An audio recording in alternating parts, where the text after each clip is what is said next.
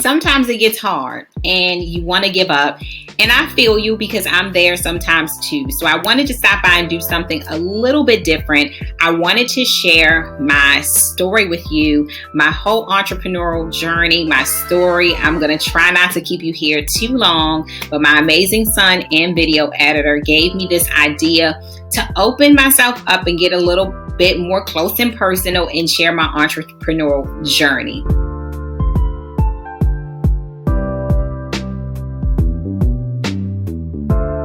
If you are new to this channel, welcome to the Go Getter Tribe. I share motivation and I share marketing and sales tips on this channel, as well as positivity and a little bit about me. So if that sounds like your jam, smash that subscribe button, like this video, and comment below. Let me know that you're a new subscriber. I love to hear from you. So if you don't know me, my name is Dallas Gordon. Some people call me Coach D. I've been in business for quite a while, probably about, I'm sure, over 10 years by now. I started out, in the e-commerce space, and let me just share how I started. So back in my past, guys, I was a payroll manager. So I handle people's money. I was the one responsible for taking in the timesheets, and y'all know what a payroll manager is, and cutting those checks. And that's what I did. So I worked that job for a few short years before I actually climbed the ladder and became a manager, which was my dream position. And I had the dream job, the dream view. Some of you may have heard me tell this story before. Like, the company, the owners were 100% nice to me. I had a staff and team that I managed. It was just an amazing place to work. But I still had sort of like the itch for entrepreneurship. So since I was a girl, I've always wanted to run my own businesses. And throughout high school, I think my earliest business that I started was in high school. I can't tell you I always won, like I didn't fail. I had plenty of failures. Entrepreneurship has always been really strong in my family. And so it's something that I've always tried and failed at. And I think that once I feel like I got to the top of my career, I looked around my office and I just became very, I don't want to say discontent, but I felt like there was more. So maybe somebody here is listening and you feel the same way. It's not that you're ungrateful for your job, or it's not that you're ungrateful for the progress that you've made there. It's just that you feel like there is something more. And that was me. I felt like there was something more. So I started tinkering around online just to see what I could get myself into. And I took notice to how Walmart and Amazon and sites like this were selling products from online. And I just wondered how that worked and what was on the other side of that and how I could, be a part of that.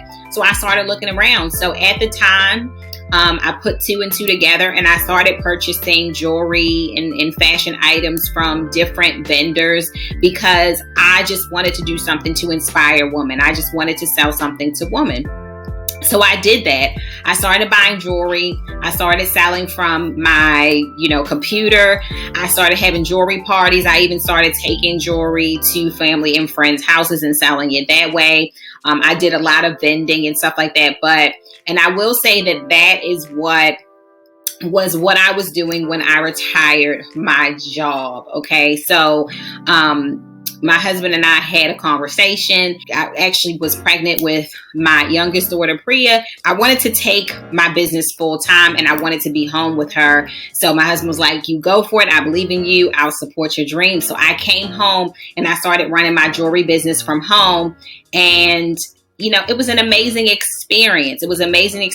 But I think that I fell out of love early on with having to do vending, having to do jewelry parties, and having to order products and package orders and manage everything myself. So I started to research some courses and I started to hang out in Facebook groups. And guys, all this Facebook group stuff was new to me back then. I wasn't doing all that back then.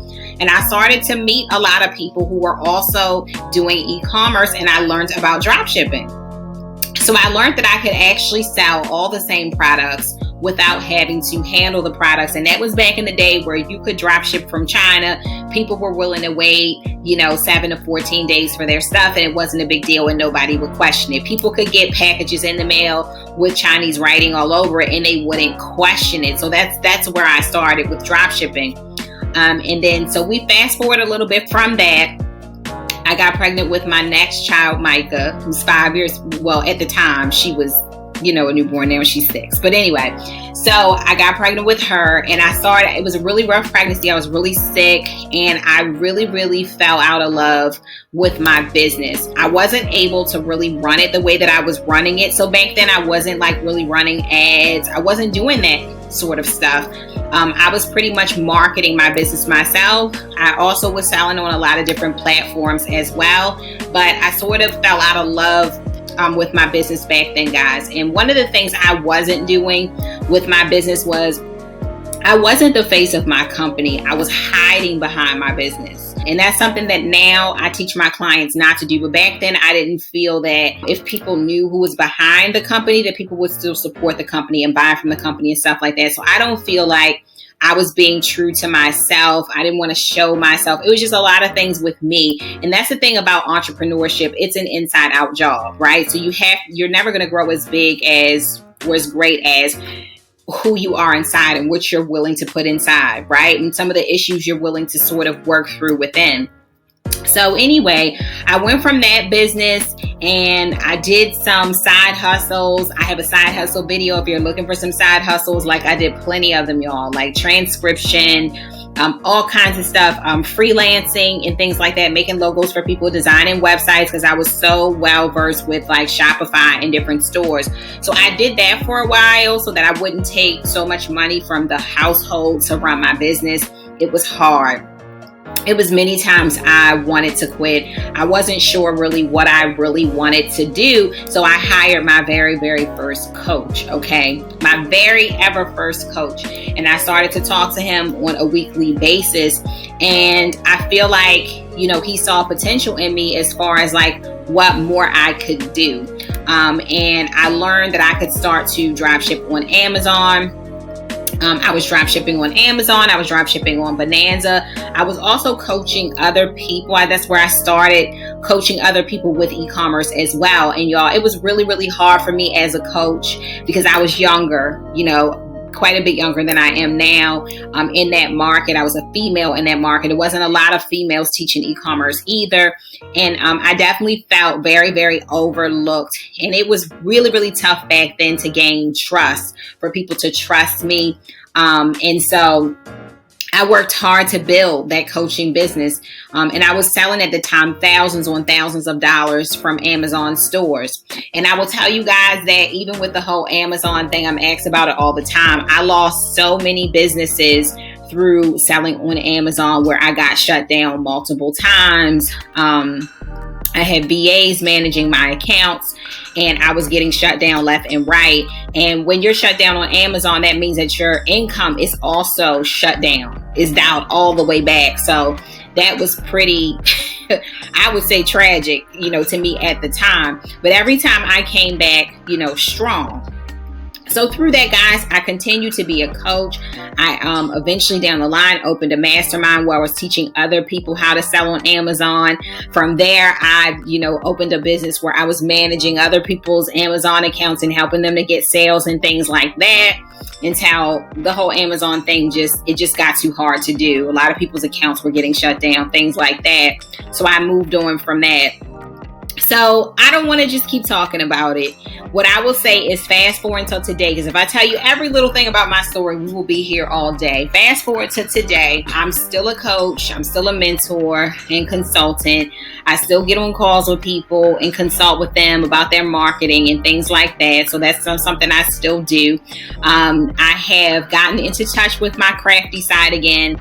And I've reached back to something I enjoyed as a childhood. And I make a lot of things, journals for my stationery business. Today, I have a very successful stationery business as well as a very successful subscription box business as well. So a coach and a stationery CEO, okay, is what my life looks like today. So you can find me a lot of days crafting, making things with my hands, coaching and helping people, and getting subscription boxes organized with the warehouse and all that stuff, and getting those things shipped out to my amazing customers.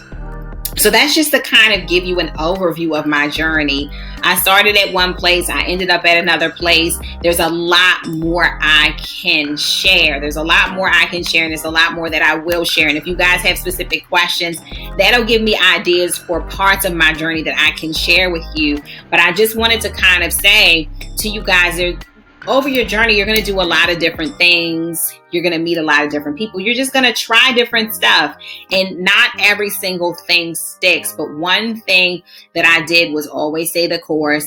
I never quit on myself. I never threw the towel in. Yeah, I quit on certain ideas and tried other ideas. Certain business models and stuff didn't work for me, and I had to switch it up. Yes, I've lost businesses. Yes, I've had to do side hustles.